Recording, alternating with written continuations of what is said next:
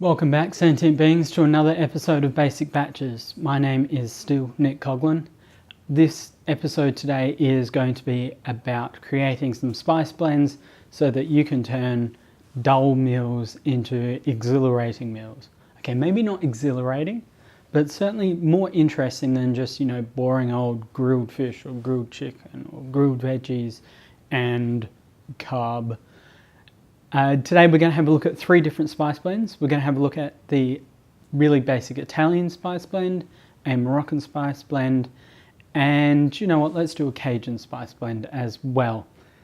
These ones are going to be produced to a really small size, but you are more than welcome to expand it out to produce as much of this spice blend as possible.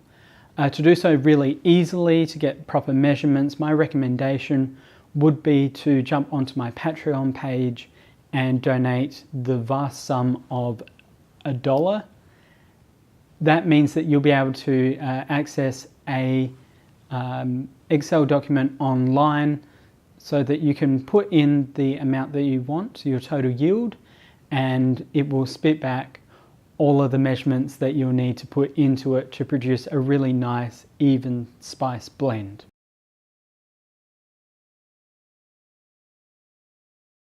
Now, the first one is the easiest one. The first one is our Italian spice blend. You will need equal parts of basil, oregano, rosemary, and thyme. The next spice mix that we're going to be doing is a Moroccan spice mix. This one has a lot more ingredients in it, but it creates a beautiful, rich dish for when you're doing things as interesting as chicken breast or pumpkin or potato. This Moroccan spice mix will work really, really well if you want to do a cheap version of the tagine, or if you just want to do some baked fish. The Moroccan spice mix works really, really well. The salt can be whatever kind of salt you want. I would suggest not wasting your money on the most expensive kosher salt if you're not using it for koshering. Kosher salt is lovely because of the flake texture and flake characteristics, but do you really need to use that in a spice blend? I'm going to say no. It's not the salt itself that's kosher. Pretty much all salt is kosher. It's the structure of the salt that makes it more suitable. It's the structure of the salt that makes it more suitable to making things kosher, i.e. dragging the blood out of the meat that has been slaughtered and drained away. That's disgusting. I'm probably going to cut that. We're also going to do a Cajun spice mix. Now, I really like the Cajun spice mix with seafood. It works particularly well for fish and crustaceans like your prawns or your lobster or your snow crab if you feel like doing that. And it's a fantastic one to do for a longer marinade as well as a barbecue. Now, you may ask me, Nick, with throwing together all these dry herbs, is this really going to give me the best result? And I'm going to have to say no. No, it's not going to give you the best result. For me, best means spending hours and hours and hours with fresh herbs and curing and doing all of this stuff where you're bringing out the natural, delicious core flavors of each individual ingredient that you're working with. This is a quick and dirty way of getting pretty much the same flavors, and it's a lot cheaper as well. It means that you get a greater yield, and it means you can go back and replicate that same result over and over and over again. It may not be restaurant, like 3 chef's hat award-winning restaurant flavors. It might not even be Michelin star restaurant flavors. But it is, when you bite into something that's got this spice mix, this herb mix, it is something that makes you go, yeah, that tastes Italian, or that tastes Moroccan, or, ooh, a little bit of Cajun. I'm raging for some Cajun.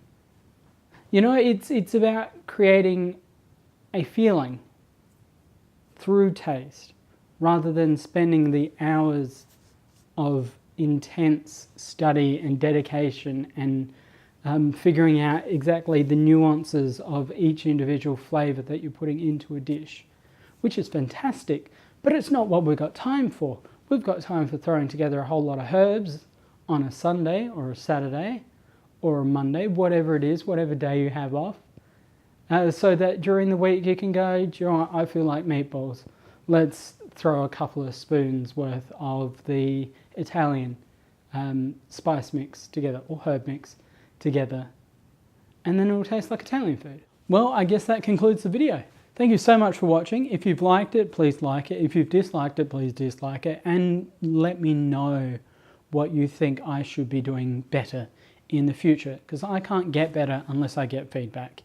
Feel free to like me on Facebook as well, facebook.com/basicbatches. I'm on Patreon as well, patreon.com/basicbatches. And yeah, so subscribe to me there, subscribe to me here, subscribe to me everywhere that you possibly can. Seeing as this is the 10th video, I am asking you all watching to share this with as many people as possible. I want to get as many viewers as possible. I don't think YouTube has great monetization systems in place, but as long as I know that I'm getting viewers and subscribers, that will make me feel incredibly happy. I'm about to roll out a campaign on YouTube with a bit of money to see if I can get some more viewers, both in Australia and worldwide, watching the whole video. If you have any ideas as to what I should be doing and what you prefer me to do, please let me know. I'm more than happy to take all that feedback on board. So until the next we meet, I've been Nick Coghlan. Thank you so much for watching Basic Batches.